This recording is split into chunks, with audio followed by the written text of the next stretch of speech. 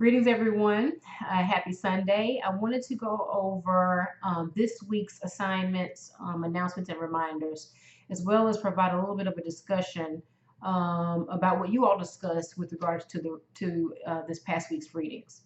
So the first thing I want to talk about is that there are a list of readings that do not pertain to your textbook this week.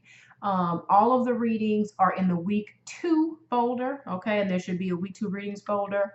And so there's going to be chapter 1 from Ephraim and Ravid, and then readings in Costello, also in Marshall, as well as Leach and Day. Okay, so I know that there are 4 readings there.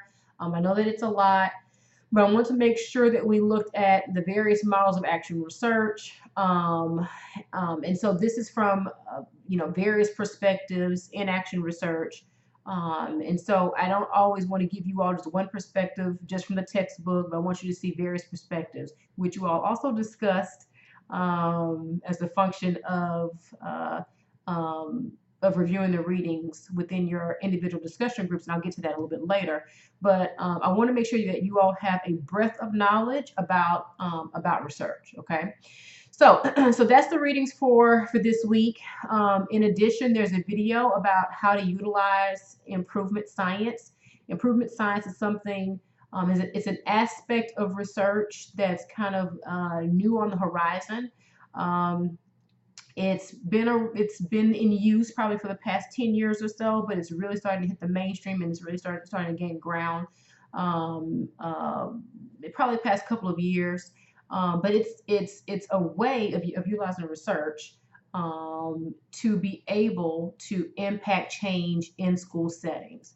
And so action research is that as well. But improvement science is a little bit more pointed in terms of the types of projects, the types of collaboration that you'll see happen. And again, you'll see this primarily focused on schools. It's also used in higher ed as well. But it was something that's born out of the needs of K-12. Okay. Then there's also a PowerPoint there on models of action research, and so you'll notice that it says 2014 because it was taken from the 2014 text. Not much has changed, if anything at all. So those dates remained, and so you'll find that resource there. You find that resource in the week 2 folder. So that's there for you to be able to access. I do want to back up a bit. If you can't find the YouTube videos, so let's say that you click on the link to the YouTube videos and you're having difficulty with accessing those videos, then make sure that you type in the title. Okay. If you type in the title, then you should be able to find the videos. If you can't find them, send me an email. Okay. And I will send you the link. Or send you information to be able to access the videos. Okay. The assignment due for this week is for you all to upload your discussion videos. Okay. And so again, make sure that you take a look at who's next on the list in terms of leading the discussion. And I'll talk more about maybe some tips and some tricks about leading discussion. Just seeing what all you all did this week, which was wonderful. So make sure that you take a look at that schedule. The other thing is that I'm working with College of Education IT to figure out the best way for you all to use Blackboard Collaborate. Everyone used Zoom this past week, and as you know by now, in terms of using Zoom, that with the free software that you can record up to 40 minutes. So the best way to utilize Zoom in the future, what you're going to have to do probably the next couple of weeks, would be to record 30 minutes and then stop and then record again. Okay. And so if you have the free account, if you notice, you'll have the same user, you have the same identification link or code, and so you can continue to use that same one. So you don't have to create a new one. Okay, you can use the same one over and over again. So so that's something that you can do. And so since each one of you are doing 1 to 2 weekly discussions in terms of leading the discussion, you could literally just have everyone sign back into the same ID code, okay, for the second 30 minutes. And so the reason why I said that you may have to use Zoom for the next couple of weeks is because Blackboard Collaborate is something that at one point in time students could use, but they pulled down the app. They pulled down the module along with the ability they pulled down the module in addition to the ability for faculty to grade assignments in Blackboard. So that was the other module that was pulled down. So they're trying to assess whether or not they want to utilize Blackboard in terms of utilizing Blackboard Collaborate again for the purposes of students being able to meet with one another. And they're still trying to assess whether or not they will give faculty the ability to grade papers and assignments in Blackboard. So those are two modules that were once available that are no longer available, but could possibly become available again. So I'm meeting with Velvet Lawrence in the College of Education this week to see about other possible solutions, so that way y'all are not having to break up the discussion and record it as 1 hour-long file. In the meantime, you know, we have to adapt and be flexible, okay? So Zoom is a great way of being able to record. Velvet did share with me that you all could also use Skype as well. But again, I don't know if to record you have to use a paid version or an upgraded version of Skype, okay? I've never recorded with Skype. I've only used Zoom to record. So that's something to continue to use, and I'll keep you updated, I promise, in terms of what Velvet shares with me about other possible solutions, including Blackboard Collaborate. So I want to move on to you all's discussion of the readings. You all did a phenomenal job in terms of making sure that you had read through the readings, that you were thoughtful in your responses, in your discussion rather, about the readings. And so I just want to give you all some feedback about your discussion, as well as to clarify aspects of what you all brought up in your discussions, which I enjoyed watching. So with regards to chapter 1, there was some discussion there, and this is chapter 1 in the Mills text. There was some discussion there about the difference between practical and critical action research. And so within your feedback, I provide you a quote from Manfred 2009. And Manfred does a really great job of kind of contextualizing the difference between practical and critical action research. And so everyone seemed to be able to wrap their head around and hone in on practical action research. And so practical action research is where you're in your classroom, you're working with students, and let's say that you want to improve instructionally, okay, and you want to do some type of intervention. So that's practical, okay? You see an issue, you collect data, and then you create an action plan, okay? And so in that way, it's both formal and informal, because there were questions about that as well. In terms of, is action research formal, is it informal? So it's both of those things. It is informal in the sense of how the ideas are generated. It's in terms of you see an issue, it's kind of on the fly, and you want to address that issue. And at times it's iterative. So that means that you may make a change, and then you realize, okay, this is not working. So now I'm going to make another change, or I'm going to make an adjustment. Okay. And so in that sense, it can be somewhat informal. Okay. And the other informal aspect of this is that you all conduct action research every day. Okay.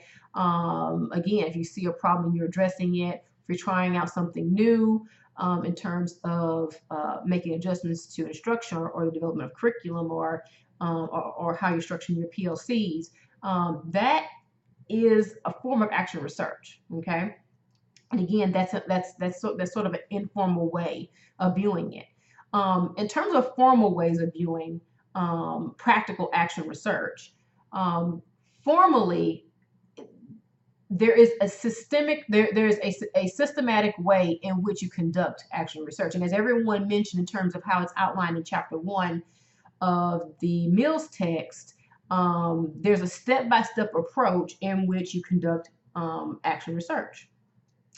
And so that is the formal aspect of it. Okay. So again, the difference is that the ways in which we conduct action research every day, and on occasion, sort of the off the fly way in which we approach it. You know, we're in a POC, we're talking about an issue that we're having, and we say, oh, hey, why don't we try this? So in that sense, that's informal, okay? But when you do a formal type of action research project, you are identifying a problem, you are collecting data, you are creating an action plan, okay? And so the systematic way in which you do that is how it's formal, okay? So I hope that's clear. If not, send me an email or contact me, and we can schedule a time to talk about it. So that's practical, okay? I have a problem and I need to find a solution to that problem. Okay, so that's practical action research. Critical action research, on the other hand, is when you're looking at issues from more of a political, more of a power dynamic, more of a societal or socio-political stance. Okay, and you are deconstructing what we know about what it means to instruct students. You're deconstructing what we know about what we think we know about power in the classroom, or the power dynamic between students and teachers. You are deconstructing what it means to have positive relationships from the top down, from school leadership to teachers to students. And so you're looking at some of the power dynamics, some of the sociopolitical issues that may be at play.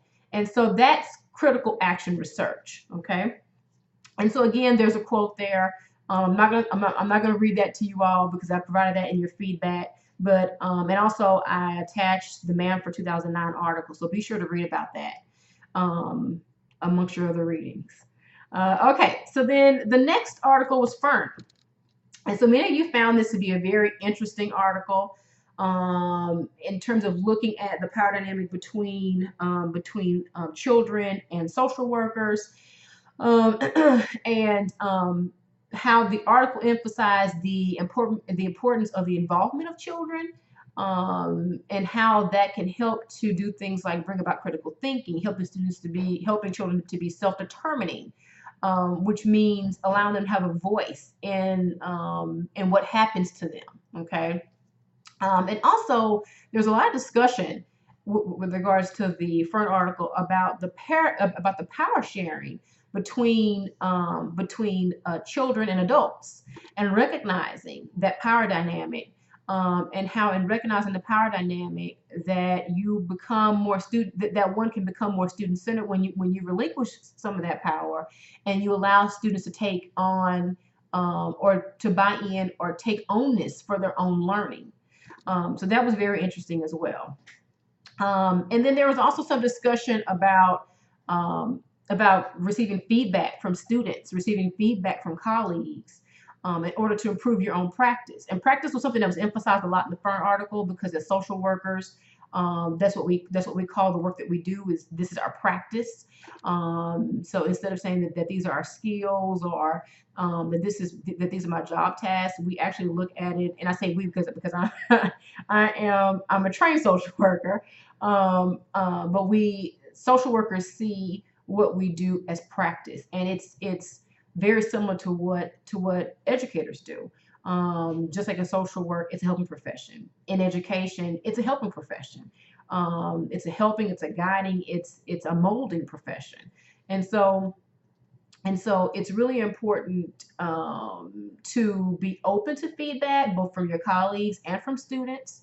I know that the feedback that I receive, which I'm very open to, from you all as well as from my colleagues, it helps me every day in terms of what it means to be an instructor, a researcher, an advisor to students, as well as a mentor. So many of you talked about how receiving that feedback from both colleagues and students, which some of you discuss as being difficult to receive from students, helps one to self-reflect and to create opportunities for growth, because you don't know what you don't know sometimes. And in getting that feedback, it can help you to understand where you may have a blind spot. Okay. So moving on to the Nelson article, you all did a great job of recognizing the contrasting perspectives, okay, between what you've read, between what you read with the Fern article as well as with the Mills text, and then what the Nelson article stated. There was a statement in the Nelson article that said basically that actual research is not real research. So I saw that many of you were kind of confused by that or taken aback by it. And so I know that in one group of in one group discussion, I'll share a little story with you all. This past summer, I was working with Dr. Hutchinson's students, and we had Daniel Griffin come in and talk with them about what the IRB process looks like. Okay. And so Ms. Griffin, who's a phenomenal, she's a phenomenal source of information. She's phenomenal in terms of helping you all through that IRB process. She made a statement. There was a statement that she made about qualitative research, or the research that the students were doing was not actual research. And so so I could tell that the students were kind of quiet after she said what she said. And then once our meeting came to a close, Dr. Hutchinson and I had a conversation with them to share that what you're doing is actual research. Okay. And so there is a tendency to compare or to use scientific research as the standard bearer for all research. Okay. And I will just tell you that that perspective, okay, is a limited one in terms of having limited knowledge about what research actually looks like and what it can look like. And that research is not something that's only scientific in nature. Science is one discipline, okay, amongst many disciplines. So that's one discipline in compared to education, in comparison to education, in compared to social sciences, in comparison to business. Business has its own types of research methods and processes in comparison to any other area. And so various disciplines have various ways of conducting research. And I think it's a slippery slope to compare scientific research to educational research, okay? And so I caution anyone that makes those comparisons, because it's a comparison, again, based on limited knowledge, okay? And so as a part of you being in our program and taking these courses in terms of research, the purpose is to expand your knowledge on what research not only looks like, but how to conduct various types of research, okay? And I see it as an absolute benefit if you have had the ability to conduct what we would consider to be more science-oriented research or more quantitative research, and then you have this also to add to your list of skills, okay? So you're much more of a well-rounded person.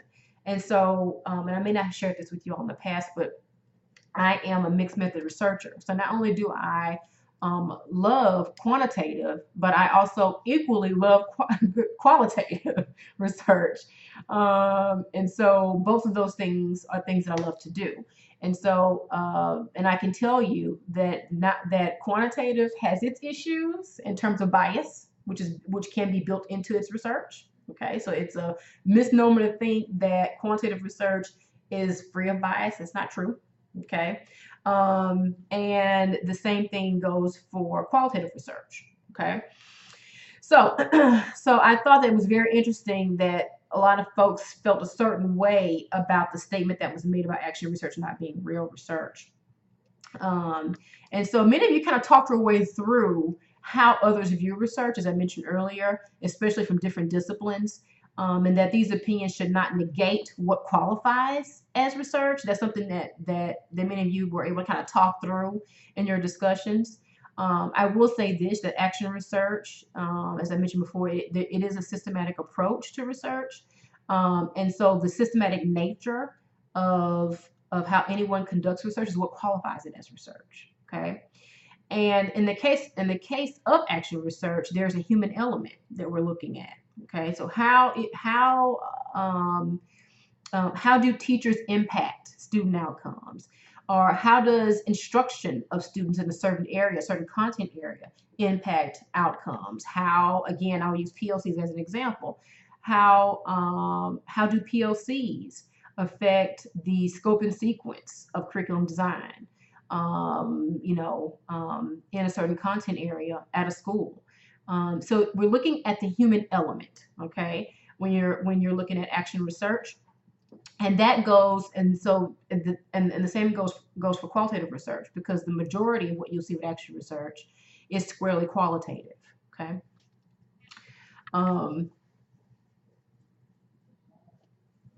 So the other thing too is that, this, for many of you, this is your third research course, and so I want you all to really kind of stand confident in your training and your coursework up to this point, and know that, again, what you're doing is research. And if you have questions about any aspect of your study or what you're doing with regards to your research, feel free to contact me. I love talking to you all individually about your research interests, and kind of helping you look and helping you all kind of lay in a plan for how to move forward. I work very closely with Dr. Hutchinson and Dr. White, and we discuss every aspect of what you all would like to do. Okay, so again, stand confident in what you're learning in the program about educational research. Okay. Okay. So the other part of this too is that in terms of some ideas or some examples of action research, we actually had a doctoral student to finish the program, Ashley Schlafly, and she finished in May, and she did a wonderful dissertation on empowering student-driven resistance. This is the title: using student-directed learning to create self-advocacy in the classroom. And so what Ashley focused on was the teacher-student power dynamic, and utilizing culturally responsive pedagogy as a way of bringing students from the margin to the center. Okay, and so I'm going to place a link to her dissertation in the doctoral pathway resources folder, in the larger content folder that you will find in Blackboard. And really take a moment or so to really look at her dissertation and see and look at the structure of it, what she included, some of the arguments that she makes in her dissertation, and how she supports that with research. Okay, it is a true action research dissertation, and so and everyone in the program will be conducting a dissertation in practice. Okay, so your doctoral thesis will be a dissertation in practice thesis, which is synonymous with what it means to conduct action research. Okay, so let's see here.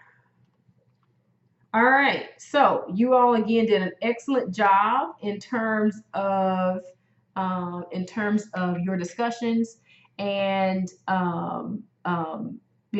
I know that it may have been a little bit difficult to work through the technology piece of this, but I'm telling you, if you participate each week, the participation piece is key. It is extremely important. And I know that this is an online course, but online courses, that does not mean that there aren't synchronous meetings that are not required for online classes. What it means is that you're not physically having to come in person to campus. Okay, that's what that means.